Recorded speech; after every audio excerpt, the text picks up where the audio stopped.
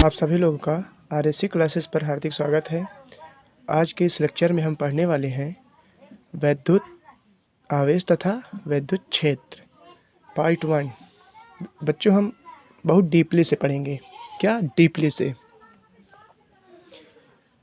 देखते हैं आगे की ओर। वैद्युत आवेश इलेक्ट्रिक चार्ज क्या होता है बच्चों? ये किसी पदार्थ का वह गुण जिसके कारण उस पदार्थ में चुंबकीय व विद्युतीय बल उत्पन्न होता है, वैद्युत आवेश कहलाता है। क्या बच्चों? किसी पदार्थ का वह गुण जिसके कारण उस पदार्थ में चुंबकीय व विद्युतीय बल उत्पन्न होता है, वैद्युत आवेश कहलाता है। इसका लॉजिक क्या है बच्चों? समझिएगा। जैसे आप लोग कभी कभी करते हैं ना, कंब हो गया, कंब, और एक होता है पेंसिल होता है। आप जब इन चीज़ों को अपने बालों में रगड़ते हैं, क्या रगड़ते हैं, तो इसमें कुछ ऐसे ही गुण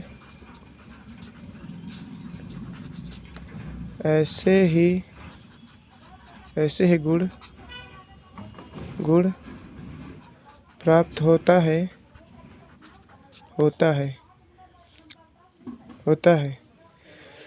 जैसे आप कंघों को अपने बालों में रगड़कर भूमि के नज़दीक ले जाने पर कंबों में कुछ छोटे छोटे कण लिपट जाते हैं, तो उसमें यही चुंबकीय प्रभाव उत्पन्न हो जाता है, चुंबकीय गुण उत्पन्न होता है।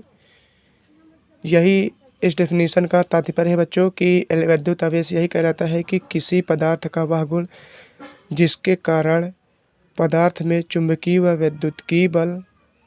विद्युतीय बल उत्पन्न होता है, क्या कहलाता है बच्चों? वैद्युत आवेश कहलाता है। तो हाँ बच्चों, मुझे पूर्ण विश्वास है कि आप लोगों को समझ में आया होगा। चलते हैं आगे की ओर बढ़ते हैं। अब देखते हैं क्या है आगे। ये क्या है बच्चों? वैद्युत आवेश दो प्रकार का होता है। क्या? वैद्युत आवेश का प्रकार। वैद्युत आवेश दो प्रकार का होता है। क्या? वैद्युत आवेश दो प्रकार का होता है बच्चों। There are two types of electric charge. क्या बच्चों? There are two types of electric charge. क्या बच्चों? पहला धनावेश, जिसे बोलते हैं पॉजिटिव चार्ज, इसका सिंबल ये होता है बच्चों। दूसरा क्या है? ऋणावेश, नेगेटिव चार्ज, जिसका सिंबल ये होता है बच्चों।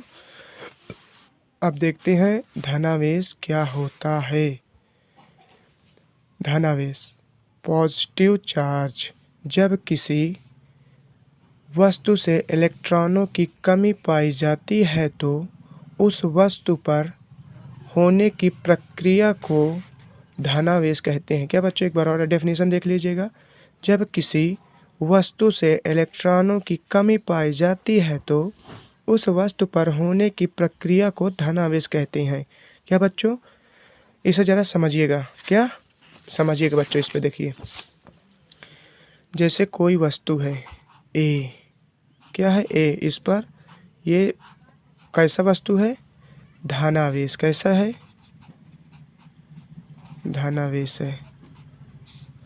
देखिए बच्चों, धनावेश इसमें होता है इलेक्ट्रॉनों को ग्रहण करने की, इलेक्ट्रॉनों को ग्रहण करने की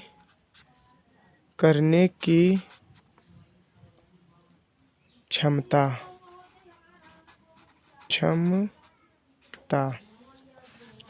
अब देखते हैं होने की प्रक्रिया उसमें दिया था बच्चों। क्या? ये देखिए, यहाँ पास ये होने की प्रक्रिया। इसका क्या तात्पर्य बच्चों? ये बहुत बेसिकली डेफिनेशन है बच्चों। आप इसे समझेंगे अगर आप हमारे साथ इस वीडियो पर इसी तरह बने रहेंगे तो आपको हमें पूर्ण विश्वास है कि बहुत ही अच्छा से समझ में आएगा बच्चों, क्योंकि ये विद्युत क्षेत्र तथा विद्युत आवेश से बहुत ही क्वेश्चन बनता है बच्चों बोर्ड पेपर में। तो समझिएगा बच्चों, देखिए आप समझिए ज़रा बेसिक जानकारियों से।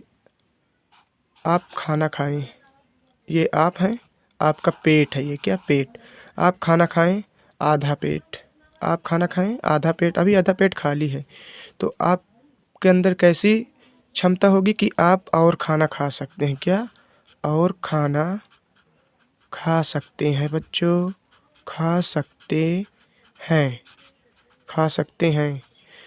तो आपके अंदर कैसी क्षमता हुई? आप खाना खाने की क्षमता हुई। बोले तो आप अभी क्या हो, यहाँ से देख लेते हैं बच्चे। आप अभी क्या हो? आपके पेट में खाना खाने की अभी कमी है। क्या बच्चों? खाना खाने की कमी है। तो यही कहलाता है धनावेश, धनावेश कहलाता है बच्चों, क्योंकि देखिए इसमें अभी कमी है ना। सेम प्रोसेस यही होता है कि धनावेश, इसके अंदर होता है इलेक्ट्रॉनों को ग्रहण करने की क्षमता, इलेक्ट्रॉनों को ग्रहण करने की क्षमता होती है बच्चों।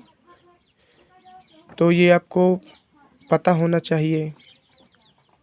तो आप समझ रहे होंगे ना भाई, अगर ग्रहण करने की क्षमता हुई तो ये जायज़ सी बात है कि भाई वो उसके अंदर कमी है ना किसी चीज़ की, तभी तो वो ग्रहण कर रहा है। तो इसमें इलेक्ट्रॉन की कमी है, इलेक्ट्रॉन की कमी है। यही प्रोसेस, यही प्रक्रिया, कमी होने की प्रक्रिया को ही हम कहते हैं धनावेश। क्या बोलते हैं बच्चों? धनावेश। तो मुझे विश्वास है कि आपको समझ में आ गया होगा बच्चों। देखते हैं अब आगे की ओर बढ़ते हैं। अब है बच्चों ऋणावेश। क्या है बच्चों? Negative charge. जब किसी वस्तु पर इलेक्ट्रॉनों की अधिकता पाई जाती है तो उस वस्तु पर होने की प्रक्रिया को ऋणावेश कहते हैं बच्चों। सेम प्रोसेस उसका जस्ट अपोजिट होता है। देखते हैं बच्चों, ये होता है ऋणावेश। क्या? ऋणावेश।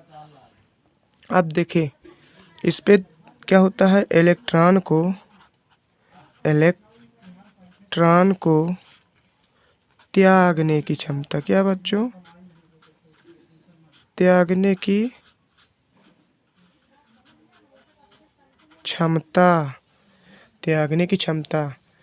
देखो बच्चों, त्यागने की क्षमता कब होगी? जब इसके पास इलेक्ट्रॉन अधिक होंगे। इलेक्ट्रॉन अधिक तब होंगे जब इलेक्ट्रॉन इसके पास अधिक होंगे, तो भाई ये त्याग सकता है। मान लो मान लिया ये गोलू है। क्या? ये गोलू है भाई, ये गोलू है।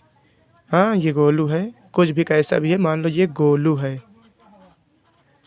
इसको 1000 रुपये की ज़रूरत है। कितने की बच्चों? 1000 रुपये की ज़रूरत है।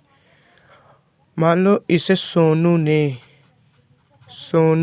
ने दे दिए 700 रुपये। कितने? 700 रुपये। और मोनू ने दे दिया इन्हें 600 रुपये। तो इसके पास कितने हो गए बच्चों? 600 रुपये। इसके पास कितने हो गए बच्चों? 6 7 1300 रुपये।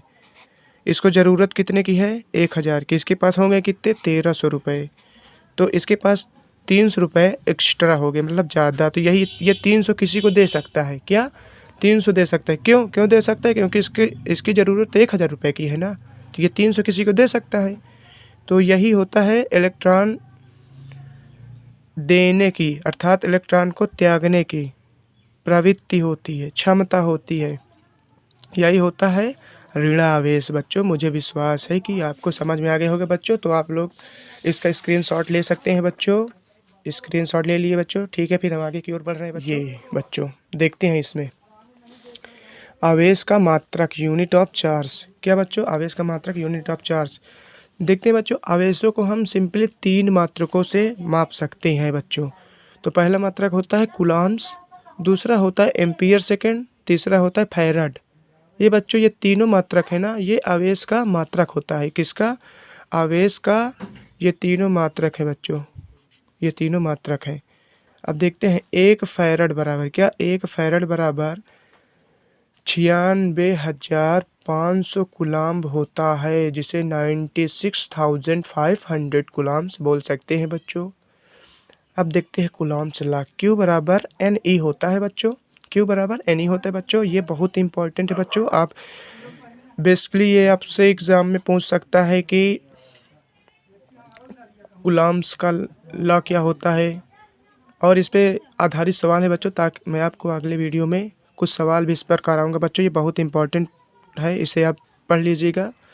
आगे का मेरे वीडियो जो डिस्क्रिप्शन बॉक्स में रहेगा उसे देख लीजिएगा। आगे के वीडियो में हम अच्छे से इसका न्यूमेरिकल कराएंगे बच्चों। देखते हैं कूलम्ब क्या है। Q मतलब होता है कूलम्ब, N मतलब होता है इलेक्ट्रॉनों की संख्या, E बराबर होता है इलेक्ट्रॉन, और एक इलेक्ट्रॉन पर चार्ज जो होता है 1.6 इंटू 10⁻⁻19 कूलम्ब होता है। क्या बच्चों, एक इलेक्ट्रॉन पर चार्ज होता है क्या 1.6 × 10⁻⁻19 1.6 × 10⁻⁻19 कूलम्ब्स होता है बच्चों।